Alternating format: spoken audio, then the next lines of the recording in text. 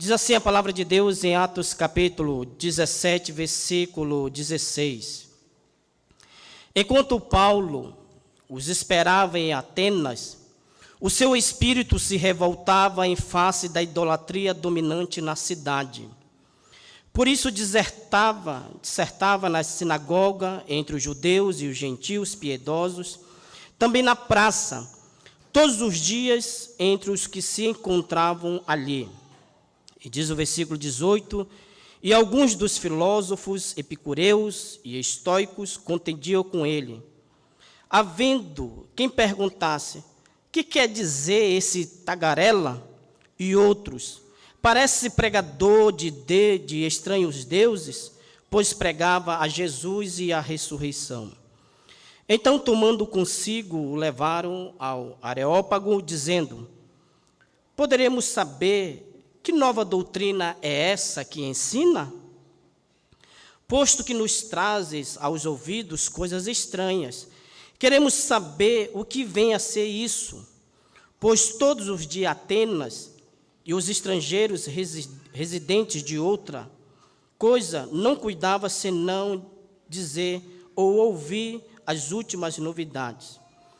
Então Paulo, levantando-se no meio do Areópago, disse, senhores atenienses, em tudo vos vejo acentuadamente religiosos, porque passando e observando os objetos de vosso culto, encontrei também um altar no qual estava inscrito ao Deus desconhecido.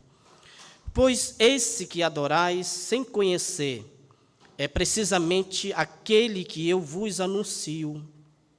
O Deus que fez o mundo e tudo que nele existe, sendo ele Senhor do céu e da terra, não habita em santuários feitos por mãos humanas, nem é servido por mãos humanas como se de alguma coisa precisasse, pois ele mesmo é quem a todos dá vida, respiração e tudo mais. De um só fez toda a raça humana para habitar sobre toda a face da terra, havendo fixado os tempos previamente estabelecidos e os limites da sua habitação, para buscar a Deus, se porventura tateando o possam achar, bem que não está longe de cada um de nós, pois nele vivemos e nos movemos e existimos, como alguns dos vossos poetas têm dito, porque dele também somos geração. Sendo, pois, a geração de Deus, não devemos pensar que a divindade é semelhante ao ouro, à prata ou à pedra, trabalhados pela arte e imaginação do homem. Ora, não levou Deus em conta os tempos da ignorância. Agora, porém, notifica aos homens que todos, em toda parte, se arrependam, porquanto estabeleceu um dia que há de julgar o mundo com justiça por meio de um varão que destinou e acreditou diante de todos, ressuscitando dentre os mortos. Quando ouviram falar da ressurreição de mortos, uns escarneceram, e outros disseram, a respeito disso te ouviremos noutra ocasião. A essa altura, Paulo se retirou do meio deles. Houve, porém, alguns homens que se agregaram a ele e creram. Entre eles estava Dionísio, o Areopagita, uma mulher chamada Dâmaris, e com eles outros mais. Queridos irmãos, podemos assentar.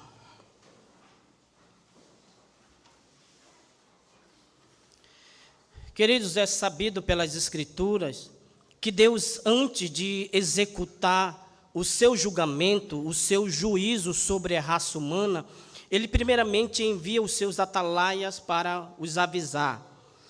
E nós podemos ver 3 exemplos nas Escrituras com relação a este aviso prévio de Deus antes de executar o seu julgamento sobre a raça humana.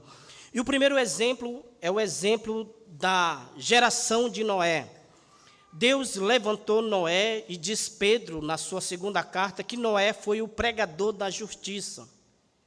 E durante Noé fabricar aquela arca, aquela arca e as marteladas que Noé dava naquela arca, pregando aquela madeira, era um comunicado de Deus que Deus haveria de destruir a terra com um dilúvio, com águas.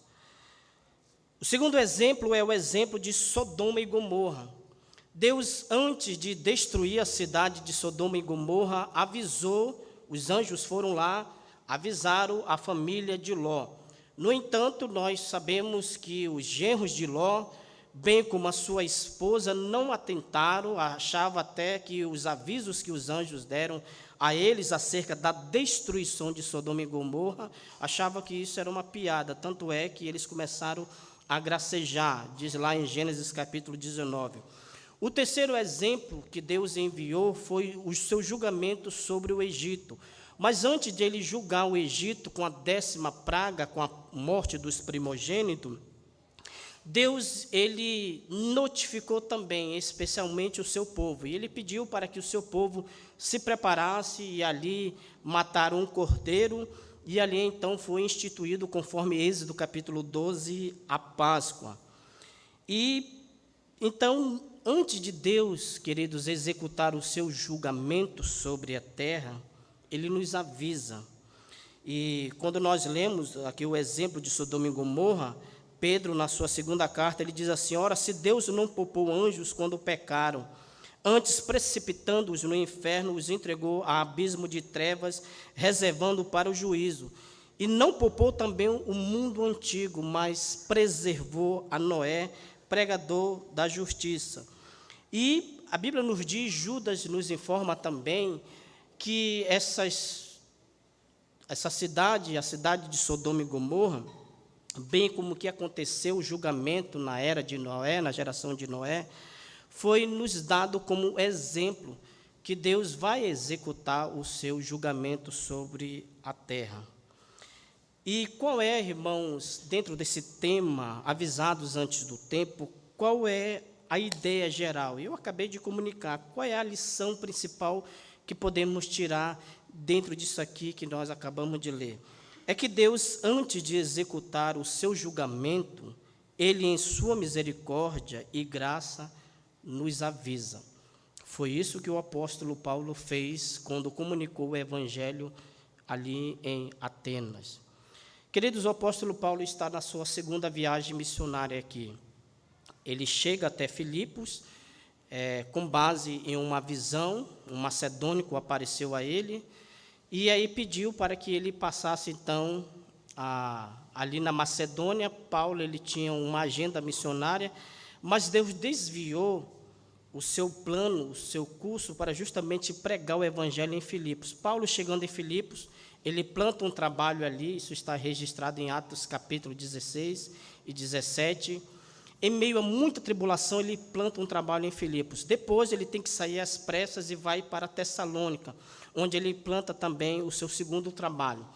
E de Tessalônica, ele é expulso e vai para Bereia. Chegando em Bereia, ele é enxotado ali e chega então em Atenas, onde ele está aguardando Silas e Timóteo. Tanto é, se vocês deram uma olhada no contexto, no versículo 10, dê uma olhada aí. E logo durante a noite, os irmãos enviaram Paulo e Silas para Bereia. Ali chegando, dirigiram-se à sinagoga dos judeus. Ora, estes de Bereia eram mais nobres que os de Tessalônica, pois receberam a palavra com toda avidez, examinando as Escrituras todos os dias para ver se as coisas eram de fato assim. Versículo 13. Mas logo que os judeus de Tessalônica souberam que a palavra de Deus era anunciada por Paulo também em Bereia, foram lá excitar e perturbar o povo. Então os irmãos promoveram sem detença a partida de Paulo para os lados do mar. Porém, Silas e Timóteo continuaram ali. Versículo 15. Os responsáveis por Paulo levaram-no até Atenas e regressaram, trazendo ordem a Silas e Timóteo para que o mais depressa possível fosse ter com ele. E aí Paulo então chega em Atenas. Ele está aguardando Silas e Timóteo. E diz o versículo 16 que quanto Paulo os esperava em Atenas, o seu espírito se revoltava em face da idolatria dominante naquela cidade. Então, irmãos, aqui Paulo está em Atenas, a cidade dos filósofos, a cidade, podemos dizer assim, dos entendidos, dos inteligentes, a cidade que foi o berço que gerou Sócrates, os grandes filósofos que este mundo já teve. E Paulo, chegando em Atenas, ele denuncia 3 pecados que ele vê aqui nesta cidade. O primeiro pecado que ele denuncia e avisa esses atenienses é o pecado da idolatria, está aí no versículo 16. Enquanto Paulo os esperava em Atenas, o seu espírito se revoltava em face da idolatria dominante na cidade. Se vocês derem uma olhada no versículo 29, Paulo vai ainda falar sobre a idolatria dos atenienses. Ele diz assim: sendo, pois, a geração de Deus, não devemos pensar que a divindade é semelhante a ouro, a prata ou a pedra trabalhados pela arte e imaginação dos homens. Então, irmãos, o primeiro pecado que o apóstolo Paulo viu quando chega em Atenas é o pecado da idolatria. Interessante, irmãos, eu citarei aqui uma nota aqui, que Plínio afirmou que no tempo de Nero, Atenas estava ornamentada por mais de 30.000 estátuas. Então, Atenas, irmãos, tinha praticamente mais de 30.000 ídolos. Segundo Plínio, ele afirma que em Atenas era mais fácil você encontrar um Deus do que um homem, de tanto idolatria que essa cidade praticava. Tanto é que os atenienses, eles, por causa do receio, porque eles eram politeístas. O que significa isso? Politeísta são pessoas que acreditam em vários deuses, são pessoas idólatras, e motivados pela idolatria deles, eles fabricavam todo tipo de ídolos que Paulo vai mencionar no versículo 29. Sendo, pois, geração de Deus, não devemos pensar que a divindade é semelhante a ouro, a prata ou a pedra, trabalhados pela arte e imaginação do homem. Para vocês terem uma ideia, os atenienses, eles tinham um receio, talvez, de estar desagradando algum deus. Então, tinha nome para todos os deuses. E aí eles ficaram pensando, será que nós não estamos, porventura, desagradando algum Deus que nós não conhecemos? Então, nos perdoa por isso, porque eles eram tão politeístas, adoravam tanto deuses, que eles ficaram com esse receio. E eles colocaram essa placa aí, está aí no versículo 23, porque passando e observando os objetos de vosso culto, encontrei também um altar, no qual está inscrito ao Deus desconhecido. Diante da idolatria, o que Paulo viu, irmãos? O que Paulo viu? Paulo viu uma verdadeira floresta de imagens.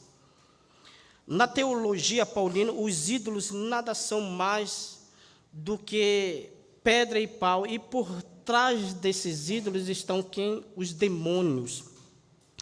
A idolatria produz cegueira espiritual e desordem moral. E, por si só, o homem, ele já procura ser um ser religioso. Ele sempre procura levantar e constituir para si um ídolo. Tanto é que no versículo 22, olha a forma como o apóstolo Paulo se pronuncia diante dos ídolos desses atenienses. Versículo 22 do capítulo 17. Então, Paulo, levantando-se no meio do Areópago, o Areópago aqui, irmãos, era um tribunal, onde ficavam as autoridades. E Paulo, diante do Areópago, disse: senhores atenienses, É interessante, olha o respeito até que o apóstolo Paulo tem pela religião dos outros. Ele não chega como um daqueles crentes que chegou, parece que na igreja católica, saiu chutando a santa. E chutando a santa, ele fechou a porta. E Paulo, ele é estrategista. Ele não chega na ignorância já acusando ninguém. Ele sabe que os atenienses são idólatras, mas olha a maneira como ele aborda o pecado desses atenienses. Versículo 22, então Paulo, levantando-se no meio do Areópago, disse: senhores atenienses, em tudo, olha a forma respeitosa como ele se pronuncia, senhores atenienses, em tudo vos vejo acentuadamente religiosos, porque passando e observando os objetos de vosso culto, encontrei também um altar, no qual está inscrito ao Deus desconhecido. Observe, irmãos, que Paulo aqui, na sua primeira atitude, Paulo ele tem 3 atitudes com relação a esse pecado aqui da idolatria. Primeiro, o que ele viu? Ele viu vários deuses. Já pensou? Para mais de 30 mil ídolos que os atenienses adoravam. Então, como é que ele age? Com respeito, mas dentro de si como que ele estava? Está aí no versículo 16. Enquanto Paulo os esperava em Atenas, o seu espírito se revoltava em face da idolatria dominante. Olha a expressão, dominante naquela cidade. Em contrapartida, a ira de Paulo que estava em seu coração, inclusive essa revolta do apóstolo Paulo aqui, alguns teólogos dizem que nesse momento nós podemos pensar o que Tiago nos diz, que Deus tem ciúme da gente. É isso que Paulo diz. Vocês precisam, Deus ele não está reduzido a pau e a pedra, artifícios produzidos pela própria imaginação, ou seja, vocês estão substituindo o Deus verdadeiro pelo um Deus falso. É como se o apóstolo Paulo estivesse ali na cidade de Atenas e visse uma mulher traindo o seu marido, então o marido traindo a sua mulher, e ele se revoltasse. Não é isso que Tiago vai dizer? Infiéis, não compreendeis que a amizade do mundo constitui-se inimigo de Deus, inimiga de Deus? E é isso que Paulo se revolta. Como que vocês podem trair o Deus da criação? Tanto é que na exposição ele vai dizer aí no versículo 23, porque passando, Atos 17, 23, porque passando e observando os objetos do vosso culto, encontrei também um altar, no qual está inscrito ao Deus desconhecido, pois esse que adorais sem conhecer é precisamente aquele que eu vos anuncio. Agora o apóstolo Paulo aproveita aqui a oportunidade. Ele tem uma ira, ele se revolta em vista da idolatria, e às vezes, irmãos, é isso que nós sentimos. Quando nós olhamos para o Brasil, e especialmente para a igreja brasileira, qual é o sentimento que nós temos como mensageiro do Senhor? É um sentimento de tristeza, de revolta, em ver as pessoas abandonando a Deus por causa dos seus ídolos. É claro que talvez, e é isso que está acontecendo, olha na Grécia, os atenienses eram os camaradas de intelecto, de inteligência, mas mesmo na terra dos sabidos, Deus é um ser desconhecido. Irmãos, é interessante que Atenas se parece com a geração de hoje. Hoje todo mundo se acham os verdadeiros donos do saber. Tanto é que Paulo chega em Corinto e confronta ali os coríntios, dizendo: olha, Deus, o que foi que Deus fez com a sabedoria do mundo? Aprove a Deus salvar os que creem pela loucura da pregação, porque pela sabedoria do mundo, o mundo não o conheceu. Paulo se revolta, irmãos, diante da idolatria dominante. E o que ele fez? O que ele viu? Ele viu uma cidade cheia de ídolos, e o que ele sentiu? Ele sentiu uma revolta diante da idolatria dominante. O que nós podemos aprender, irmãos? Hoje, irmãos, infelizmente, os ídolos eles são mais sofisticados nos dias de hoje. Talvez o seu ídolo pode ser o seu tempo, o seu trabalho, a sua família. E não é isso, irmãos, que nós vivemos.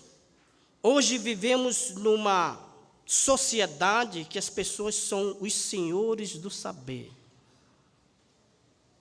Hoje a pessoa tem tempo para tudo, para a família, para o trabalho, para a diversão, mas não tem tempo para Deus. E Deus continua sendo um ser desconhecido. O que o Senhor Jesus Cristo nos diz em Mateus capítulo 6? Onde está o teu coração, ali está o teu tesouro. Então, nós sabemos que o teu tesouro está onde o seu coração está. Se o teu coração está somente em trabalho, em família, pode ter certeza que essas coisas assumiram a prioridade no seu coração. Deus se tornou algo secundário. Agora a prioridade é a sua família. Não é assim que nós vivemos hoje, irmãos. Pessoas priorizando o que nós chamamos da secularização. A igreja hoje está sendo secularizada. Há ídolos em nossos corações. Há ídolos no arraial do povo de Deus. E precisamos urgentemente abandonar esses ídolos. Talvez o seu ídolo pode ser o seu orgulho, a sua prepotência. Mas Paulo aqui em Atenas, ele está avisando os atenienses da idolatria deles. Primeiro, o que ele viu, o que ele sentiu. E a terceira atitude do apóstolo Paulo, o que ele fez. O que foi que o apóstolo Paulo fez? A resposta está aí no versículo 17. Vamos pegar do versículo 16. Enquanto Paulo os esperava em Atenas, o seu espírito se revoltava em face da idolatria dominante na cidade.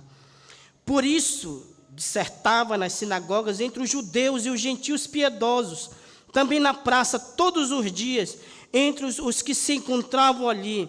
E alguns dos filósofos, epicureus e estoicos, contendiam com ele, havendo de quem perguntasse: que quer dizer esse tagarela? Versículo 18. E outros, parece pregador de estranhos deuses, pois pregava a Jesus e ao que mais? O que mais?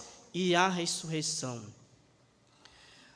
A palavra tagarela, irmãos, no grego, isso é muito forte, é como se tivesse um passarinho no esgoto ali, atrás de alimento.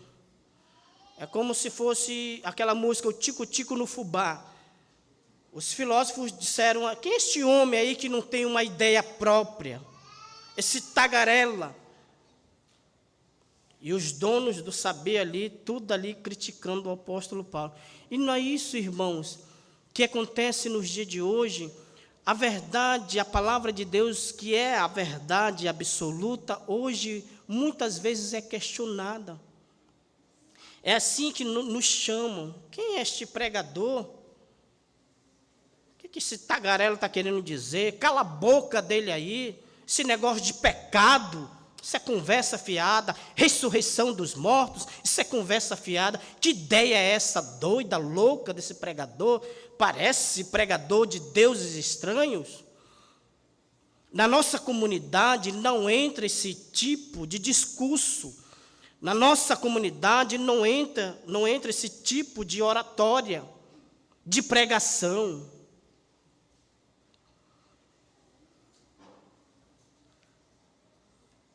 O segundo pecado que o apóstolo Paulo denuncia, o primeiro pecado foi o pecado da idolatria. O segundo pecado que o apóstolo Paulo denuncia aqui é o pecado da ignorância. Nós sabemos que a idolatria é a causa da ignorância desses atenienses. E Paulo aqui, antes de falar sobre a ignorância dos atenienses, olha a exposição que ele faz acerca de Deus e algumas verdades que ele levanta acerca de Deus. Dê uma olhada aí no versículo 23, quando o apóstolo Paulo, ele se levanta, versículo 22. Então Paulo, levantando-se no meio do Areópago. Irmãos, vamos parar aqui, antes de abordarmos essa segunda denúncia aqui, do pecado que o apóstolo Paulo denuncia dos atenienses, que é a ignorância. Paulo se levantou. Olha a atitude, irmãos, nós precisamos mais do que nunca. Que Deus levante uma geração de pregadores que tenha coragem de confrontar os pecados do povo. Nós precisamos de pregadores autênticos. Nós precisamos de pregadores que não venham temer a sua vida. Esses dias eu estava falando com uma irmã sobre a questão do boletim, e falei para ela, disse: irmã, é necessário nós fazermos para mostrarmos o trabalho. No entanto, a motivação por trás disso deve ser o Senhor, quando Paulo fala aos Colossenses: e tudo quanto fizerdes, fazer de todo o coração como para o Senhor, não para os homens. Porque se todas as vezes nós formos fazer o trabalho de Deus, tendo em vista a aceitação do povo, o povo está pouco se lixando para o que você faz, meu. O povo não quer saber de viver uma vida santa. O povo não quer saber de abandonar os seus ídolos. E nós precisamos de alguém que se levante, uma voz que seja que nem a voz de João Batista: raça de víboras, quem vos induziu a fugir da ira vindoura? Irmão, mas hoje o tipo de pregadores do coach que tem se levantado, não. Você é um espelho, né? Ouro de Ofim. Não, tu és um miserável pecador. O que diz Paulo em Efésios 2:1? Ele vos deu vida, estando vós mortos nos vossos delitos e pecados, nos quais andaste outrora segundo o curso deste mundo, isto é, vocês eram escravos do mundo, de Satanás e de si mesmo. E nós precisamos, irmão, porque se todas as vezes o pregador ele fosse se preocupar com aquilo que o povo vai dizer acerca dele, é isso que vão falar: você é um tagarela, você vai falar tanta coisa que não é boa. Mas o pregador, como Paulo diz, porventura, em Gálatas capítulo 2, estou porventura a favor dos homens ou a favor de Deus? Procuro eu agradar homens ou eu agradar a Deus? Pois se agradar a homens, não serei servo de Cristo. E observe aqui, irmãos, que versículo 22, o que ele fez? Paulo se levantou. Então vimos três atitudes de Paulo diante dos pecados dos atenienses. Primeiro, ele viu a idolatria. Segundo, ele sentiu uma revolta. E terceiro, o que ele fez? Ele se levanta. Paulo, ele não fica no anonimato, ele não fica em cima do muro, ele parte para cima, ele vai pregar o evangelho. Se eles querem ou não saber acerca do evangelho, ele está fazendo o seu papel. Versículo 22, então Paulo, levantando-se no meio do Areópago, disse: senhores atenienses, com todo respeito, em tudo vos vejo acentuadamente religiosos, porque passando e observando os objetos do vosso culto, encontrei também um altar no qual está inscrito ao Deus desconhecido. Pois esse que adorais sem conhecer é precisamente aquele que eu vos anuncio. E aqui começa a exposição acerca de quem Deus é e o que Deus fez. Primeiro, o que Deus fez? O Deus que fez o mundo e tudo que nele existe, sendo ele Senhor da terra não habita em santuários feitos por mãos humanas. Primeiro Paulo começa a expor aqui sobre Deus o Criador, o que ele fez. Ele toma uma atitude, se levanta diante dos sábios e começa a falar sobre a pessoa de Deus. Interessante que os politeístas que não acreditavam em Deus, que hoje é um movimento bastante crescente, os ateístas, os ateus, eu me lembro de um certo missionário que foi confiscado. E os seus atrozes, ali, os soldados que chegaram ali para capturar aquele missionário, chegaram ali com aquele pastor, entraram no templo e disseram: olha, nós viemos aqui varrer do mapa esta igreja. Nós viemos aqui e vamos rasgar esse livro da capa preta que você tem, nós vamos rasgar este livro. Nós vamos destruir esse templo aqui, de maneira que ficará só pó e cinzas. E o objetivo dessa atitude é varrer da mente de vocês o cristianismo e esse tal de Jesus. Sabe o que esse missionário fez para ele? Tudo bem, vocês podem entrar aqui no templo, rasgarem a Bíblia, tocarem fogo na Bíblia, queimar aqui o templo e tentar até apagar Deus da minha consciência. Mas deixa eu dizer uma coisa para vocês. Vocês podem até rasgarem a Bíblia, queimarem a Bíblia. Mas uma coisa vocês não podem fazer é apagar as estrelas dos céus. Porque as estrelas dos céus é uma testemunha de que Deus existe. Salmo 19, o que a Bíblia nos diz? Que os céus proclamam a glória de Deus e o firmamento anuncia as obras de suas mãos. Você pode até, de forma intencional, rejeitar a Deus, sufocar a verdade de Deus, mas você não pode apagar as evidências que Ele deixou na criação. Você não pode apagar a assinatura que Deus deixou na criação. As estrelas, o sol, a lua, o que nós chamamos de revelação geral, você não pode apagar isso da consciência. Isso será testemunha contra você no dia do juízo. Por isso que Paulo, ao escrever Romanos capítulo 1, ele diz: por isso, vós gentios, vocês são indesculpáveis diante de Deus, porque tendo conhecimento de Deus, não glorificaram como Deus. Pelo contrário, se tornaram nulos em seus próprios raciocínios e mudaram a glória de Deus em semelhança de homens, de animais, de répteis, quadrúpedes, e em vez de adorar o Criador, passaram a adorar a criatura, o qual é o Deus bendito que vocês deixaram de adorar, o Deus bendito eternamente. Amém. Queridos, Paulo se levanta.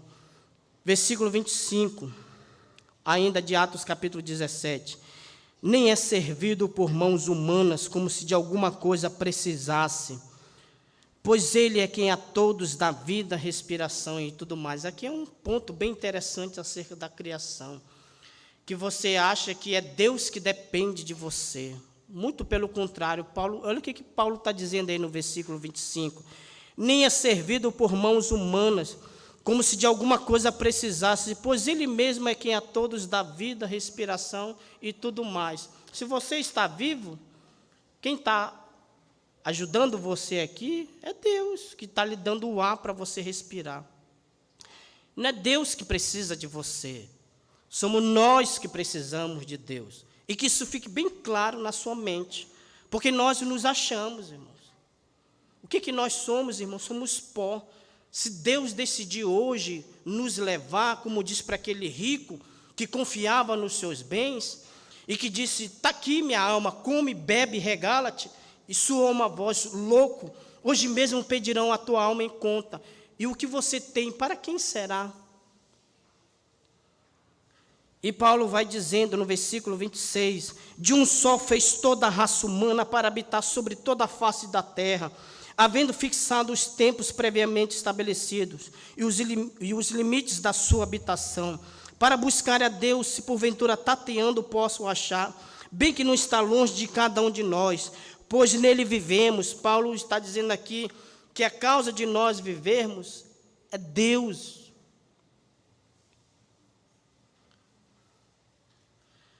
Versículo 28, pois nele vivemos e nos movemos e existimos, como alguns dos vossos poetas têm dito, porque dele também somos geração.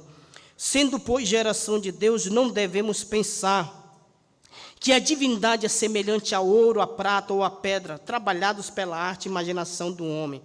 E aqui Paulo vai começar a avisar os atenienses e denunciar o segundo pecado, que é o pecado da ignorância. E nesse pecado da ignorância aqui, Paulo dá 6 avisos, irmãos. Primeiro, os avisos de Paulo em relação aos atenienses. E terceiro, os avisos de Deus aos atenienses. Então, vamos ao primeiro aviso de Paulo. O que foi que Paulo avisou? Que a idolatria deles era um pecado. Está aí no versículo 30. Ora, não levou Deus em conta os tempos da ignorância. Agora, porém, notifica aos homens que em toda parte se arrependam. Então, Paulo, ele viu o pecado da idolatria desses atenienses e disse: vocês precisam se arrepender dessa idolatria que vocês praticam. E nós sabemos que quando Paulo está em Tessalônica, uma das evidências da convenção dos tessalonicenses foi que eles abandonaram os seus ídolos para servir ao Deus vivo e verdadeiro. O primeiro aviso de Paulo disse que a idolatria deles que eles praticavam era pecado. E aqui fica muito claro, irmãos. É isso que nós, os mensageiros, devemos falar. Avisar a pessoa o perigo que ela está correndo da idolatria. Porque se a idolatria não fosse pecado, não havia necessidade de Paulo dizer: arrependam-se. Se não fosse pecado.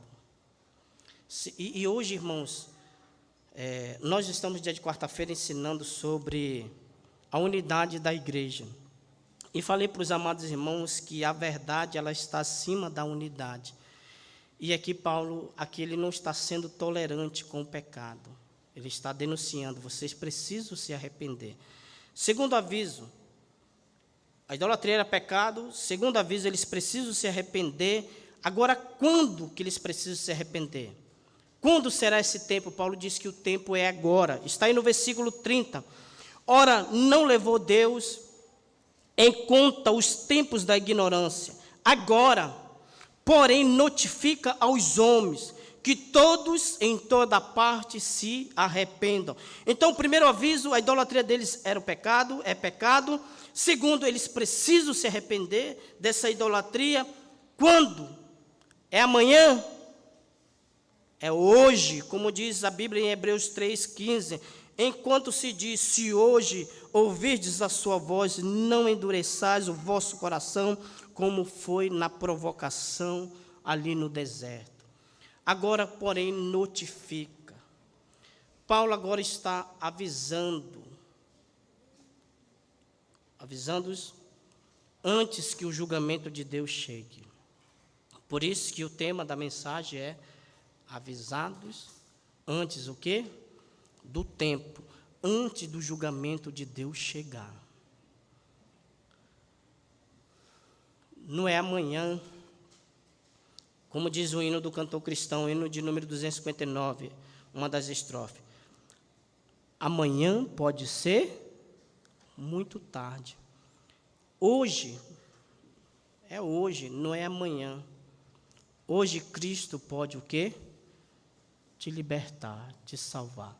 E nós iremos ver, irmãos, que teve pessoas que procrastinaram a sua salvação. Mas vamos para os avisos de Deus aos atenienses. Primeiro, os avisos de Paulo em relação aos atenienses. A idolatria deles é pecado. eles precisam se arrepender e o tempo é agora, não é amanhã, é hoje. E aí, em seguida, Paulo dá 4 avisos de Deus aos atenienses. O primeiro aviso é que haverá um dia do julgamento, está aí no versículo 30. Ora, não levou Deus em conta os tempos da ignorância, agora, porém, notifica aos homens que todos em toda parte se arrependam. Versículo 31. Porquanto estabeleceu um dia em que há de julgar o mundo. O primeiro aviso de Deus para os atenienses tem um dia do julgamento. E Deus vai julgar. E nesse segundo aviso aí, Deus diz que estabeleceu um juiz, está aí no versículo 31. Porquanto estabeleceu um dia que há de julgar o mundo com justiça, por meio de um varão que destinou e acreditou diante de todos, ressuscitando dentre os mortos. Paulo está dizendo, olha, Deus manda avisar vocês, que vocês cuidem logo de se arrepender, porque o dia do julgamento está chegando. E esse dia pode ser ainda hoje. Por isso a salvação é hoje. Por isso que também a salvação é instantânea, irmãos. O que diz Romanos 8:1? Agora, pois já, é agora, não é amanhã, agora, pois já, nenhuma condenação há para os que estão em Cristo Jesus. É hoje. Paulo está dizendo que falando sobre o dia do julgamento, que existe uma data já definida no calendário de Deus, que Deus vai julgar o mundo. Ele já estabeleceu quem vai ser o juiz desse julgamento, que é o seu Filho, que ele ressuscitou dentre os mortos. Vai para o terceiro aviso, que este julgamento da parte de Deus será feito com justiça, está aí no versículo 31, porquanto estabeleceu um dia que há de julgar o mundo com justiça. O que Paulo está querendo dizer? Que o julgamento de Deus vai ser um julgamento imparcial. Não vai ser, Deus ele não vai ali, ele não se deixará ser comprado no dia do julgamento. Você tem um juiz que você não pode subornar, esse juiz se chama Jesus Cristo. E ele vai julgar com justiça. E diz Hebreus capítulo 3, capítulo 4, versículo 3, que todas as coisas estão patentes aos olhos daquele a quem devemos de prestar contas. Irmãos, e naquele dia do julgamento, as nossas vidas ocultas serão reveladas diante de Deus. E o nosso julgamento será com justiça. Hoje, a gente não pode julgar. E assim, quando a gente vai tomar alguma decisão, julgar uma questão assim, a gente não sabe quem está falando a verdade. Um exemplo foi de Salomão, que teve ali que erguer a espada, né, para ver quem que estava falando a verdade. Mas nesse dia do julgamento, Deus sabe de todas as coisas. Provérbios 15:3, a Bíblia nos diz que os olhos do Senhor estão em todos os lugares, contemplando os bons e os maus. Então, não tem como você dizer, é mentira do fulano. Não, a sua vida estará exposta diante de Deus. Paulo diz também, o quarto aviso da parte de Deus, primeiro, o dia do julgamento, o juiz que vai julgar, e esse julgamento será com justiça, e que haverá uma ressurreição, está aí no versículo 31. Porquanto estabeleceu um dia em que há de julgar o mundo com justiça por meio de um varão, que destinou e acreditou diante de todos, ressuscitando dentre os mortos. Como que nós sabemos que haverá uma ressurreição aqui? Porque, irmãos, não tem como haver julgamentos se não houver o quê? Pessoas no tribunal. Porque para os gregos, morreu, acabou tudo. Paulo desmente, morreu, acabou tudo não, meu querido. Você vai ressuscitar, Deus vai ressuscitar você. E você estará presente no dia do julgamento que Ele já estabeleceu no seu calendário. E o juiz desse julgamento é o seu Filho, que Ele ressuscitou dentre os mortos, havendo que Deus também vai te ressuscitar naquele dia. Conforme João capítulo 5, versículo 28 e 29, quando o Senhor Jesus Cristo disse, não vos maravilheis disto, porque vem a hora em que todos os que se acham nos túmulos ouvirão a sua voz e sairão os que tiverem feito bem para a ressurreição da vida. e os que tiverem praticado o mal para a ressurreição do juízo. Daniel capítulo 12, versículo 2, muitos dos que dormem no pó da terra ressuscitarão, uns para a vida eterna e outros para a vergonha e horror eterno. Então, queridos, esse negócio de dizer que morreu, acabou tudo, não. Você vai estar no dia do julgamento. Por isso, Paulo quer deixar bastante claro que eu estou avisando vocês antes desse tempo chegar. Primeiro, que a idolatria é pecado. Segundo, vocês precisam se arrepender, eu estou avisando vocês. E que o tempo é agora, não é amanhã, é agora. Por quê? Porque seguido desses avisos particular meu, vai mais 4 avisos da parte de Deus. Deus tem o dia do julgamento, que já está no seu calendário. Ele já tem o juiz que vai julgar, que é o seu filho, que ele ressuscitou dentre os mortos. Segundo, que esse terceiro comunicado da parte de Deus, que esse julgamento será com justiça, e que naquele dia ninguém vai escapar, que haverá ressurreição dentre os mortos. E aí, irmãos, agora ninguém mais é ignorante, como ele vai dizer no versículo 30. Ora, não levou Deus em conta os tempos agora da ignorância. Agora notifica a vocês que se arrependam. Agora, atenienses, vocês não são mais ignorantes diante da pregação desse Deus que talvez vocês diziam aí que não conheciam. Segundo, irmãos, o terceiro pecado que Paulo vai denunciar aqui, eu vou ser breve, que o meu tempo já está estourando. O terceiro pecado é o pecado da incredulidade. O primeiro pecado foi da idolatria, ignorância e da incredulidade. Dê uma olhada aí no versículo 32 de Atos, capítulo 17. Quando ouviram falar da ressurreição de mortos, uns o quê? Escarneceram. Irmãos, aqui nós temos, de forma bem resumida, que diante da mensagem de Paulo, houve 3 reações dos atenienses. Primeiro, a rejeição à mensagem. Esse negócio, Paulo, isso aí é piada para boi dormir, Paulo. Conta outra. Esse negócio de ressurreição dos mortos. Lembra que havia uma ala religiosa nos tempos de Jesus, os saduceus também não acreditavam na doutrina da ressurreição dos mortos. E levaram diante do Senhor Jesus Cristo o caso daquela mulher, que o marido morreu e ela se casou 7 vezes, e no dia da ressurreição, qual vai ser, então, o marido dela?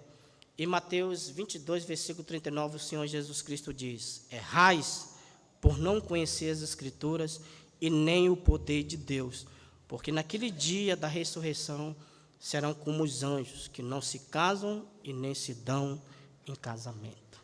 Mas aqui eles rejeitaram a mensagem da ressurreição. Irmãos, e talvez essa atitude que os atenienses tiveram, essa primeira reação que eles tiveram diante da mensagem de Paulo, é que muitas pessoas têm hoje em dia. As pessoas vão vivendo a sua vida de tal maneira, achando que esse dia do julgamento nunca vai chegar, que esse negócio de ressurreição, isso é conversa do pastor Sidney aí. Esse negócio de julgamento com justiça, no final, rapaz, Deus vai deixar passar todo mundo mesmo. Tem gente que crê assim, a doutrina do universalismo, que no final das contas Deus vai perdoar todo mundo, e todo mundo vai passar aí. Deus vai julgar com justiça. Nenhum vai escapar da presença dele. Então, você pode até viver a sua vida da maneira como você vive, mas não se esqueça de que você não foi avisado nesta noite, porque você foi avisado. A segunda reação, para nós concluirmos, foi a procrastinação. Alguns reagendaram, está aí no versículo 32. Uns escarneceram, houve uma incredulidade dos atenienses.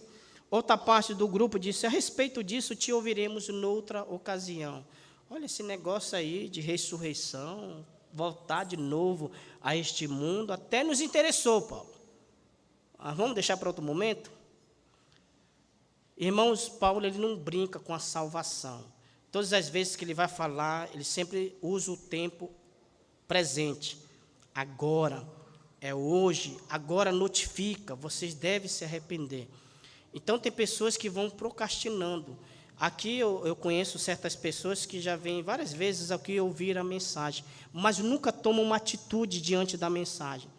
Talvez a sua atitude não é que nem do primeiro grupo, que fica rejeitando a mensagem. Talvez você diga, não, pastor, eu acredito na doutrina da ressurreição, eu acredito no julgamento, mas vamos deixar minha vida um pouquinho aqui, talvez quando o Senhor me chamar e tudo, aí, sabe, aí fica procrastinando, aí você morre e abre os seus olhos no inferno, por ficar reagendando o dia da sua salvação, como eu li em Hebreus, né? Se hoje ouvides a voz do Senhor, não endureçais o vosso coração. Por isso que o autor de Hebreus 2, versículo 3, nos diz assim, como escaparemos nós, se negligenciarmos tão grande salvação, a qual tem sido anunciada inicialmente pelo Senhor, foi depois confirmada pelos que ouviram. Então, querido, se você é desse grupo aqui, só fica reagendando, olha, eu gosto dos louvores, do culto. Primeiro que o culto não é para agradar você. O culto é para você ouvir os comunicados de Deus e a notícia que Ele tem para lhe dar, lhe avisar que esse dia vai chegar e que você pode viver, permanecer na sua idolatria. No entanto, você não é ignorante diante dEle. E você talvez vai procrastinando. Não, amanhã.